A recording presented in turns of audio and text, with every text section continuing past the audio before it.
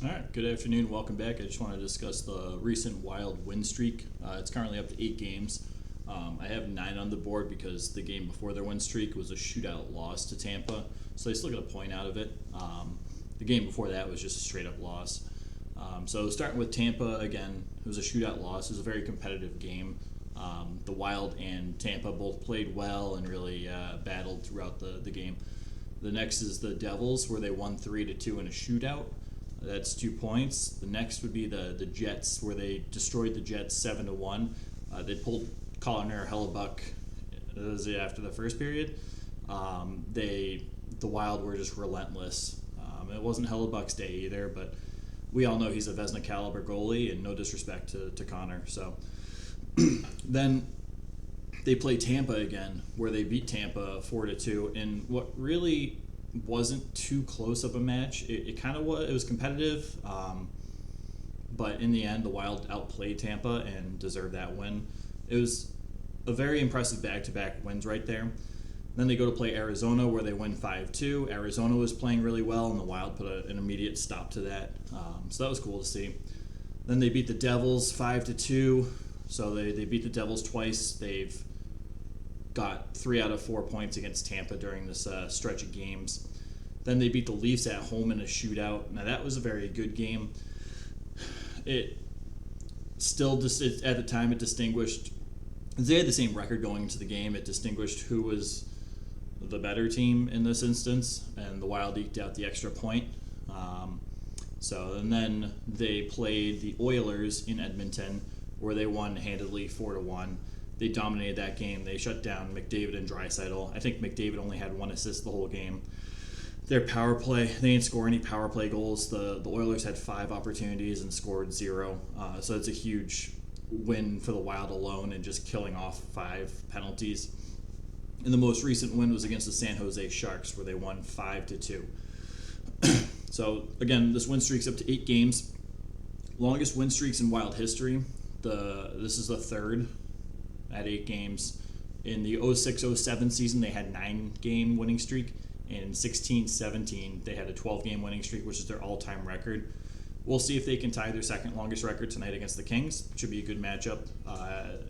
You never know what the Kings are going to bring. They could be playing playoff hockey, or just connecting on all or firing on all cylinders, or they could just be a rough night for the Kings. You never know what to expect. So I'm hoping it's a good matchup. I'm hoping it's a competitive game, but I'm kind of hoping for this win streak to continue. Looking ahead, the next 5 games, again tonight against the Kings. Then they're at Vegas. They're playing the Golden Knights. Then they're at home for the next 3 against Carolina, Buffalo, and Florida. So you would think, the LA Kings, they should beat. Vegas Golden Knights have been playing well. That could be a rough game. Carolina is a good team, as we know. Then Buffalo and Florida. So they could end up losing 3 of the next 5 if they're not playing their game. We'll see. It should be a nice, interesting stretch. But you got to think against Carolina and the Kings, those should be wins. We'll see. It's always interesting with this team. It's a fun team to watch. Speaking of fun, Kirill Kaprizov has 14 points throughout this 8-game winning streak. He has 21 points in his last 11 games. He is on a roll. He's found his game. He's playing just as good as the best of them this season. So it's fun to watch. He just makes so much happen. Even the passes he makes, he might just get an assist, but he can change the game in one shift. It's fun to watch. Cam Talbot too. He's been really hot during the streak. Coming into the streak, his save percentage was .914, which is on par for his career average. Up until today, it's bumped up to .920. He's been playing excellent hockey, and it almost feels like his save percentage should be higher, considering some of the saves he's made. He's made a lot of breakaway saves and a lot of saves to really steal games, and he's been phenomenal this season. He sits at 15-5, no overtime losses. And, I'm curious to see Kähkönen might play tonight. I love Kähkönen. He's a great backup. I kind of hope he plays. He hasn't had much playing time because Talbot's been so hot. But Kakkonen's a nice young goalie. He's supposed to be the future goalie of the Wild. Minnesota was pretty pumped not to lose him in the expansion draft to Seattle. He was exposed. They took Carson Soucy instead. So, key players throughout this win streak. And I have Brodin actually ahead of Kaprizov. Those are really the only two. Those are the first two players I thought of. But Brodin has been playing Norris defense in this win streak. He's saved several goals. He's just from incredible defensive plays that are, I think, what was it, against the Oilers, they highlighted a goal that he saved on a nice defensive play, but he's been doing that throughout this win streak. He's been a really solid defensive player for the Wild. Huge reason for their success.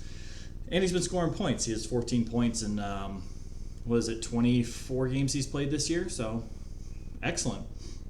Kaprizov, I don't think much more needs to be said on that. He's a phenomenal player. Dude's just on a roll.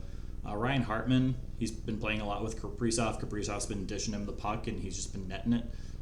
Ryan Hartman's had a great season so far, career year it looks like, and see if he can keep it going. It's really encouraging to see him play this way.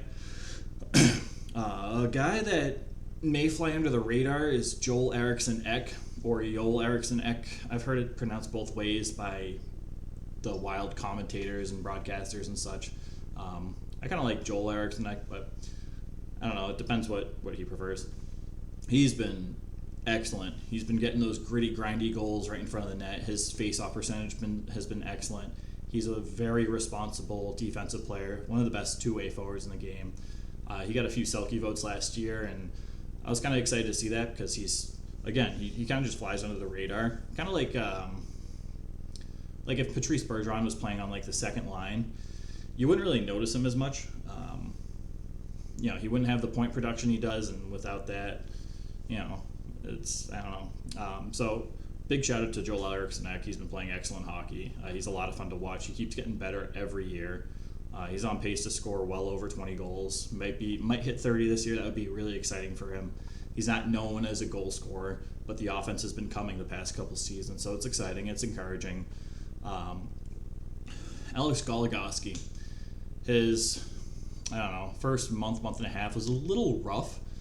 He had some pretty poor turnovers, some lack of defensive coverage that led to goals throughout the first few weeks of the season.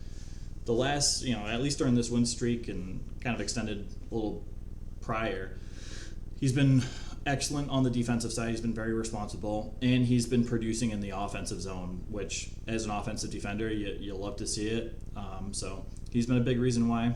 Rem Pitlick, waiver wire pickup from Nashville. I think he's still I think he is a rookie. He's technically a rookie.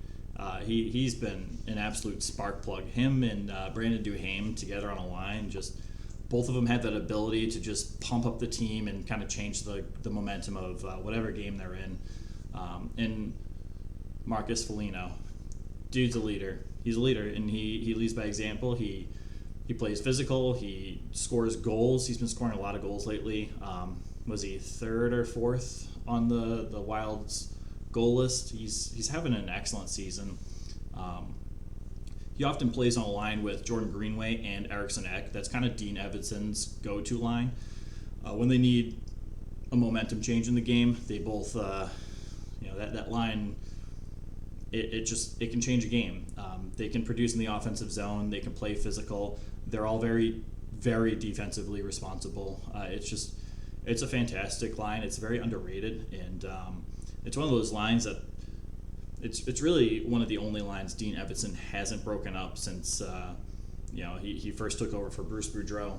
It took a few games to kind of find that line, and they originally started as a third line. Now they're the second line, and it's a lot of fun to watch. So we'll see what happens against the Kings tonight, and hoping to do more videos like this in the future. And thanks for watching. I appreciate it.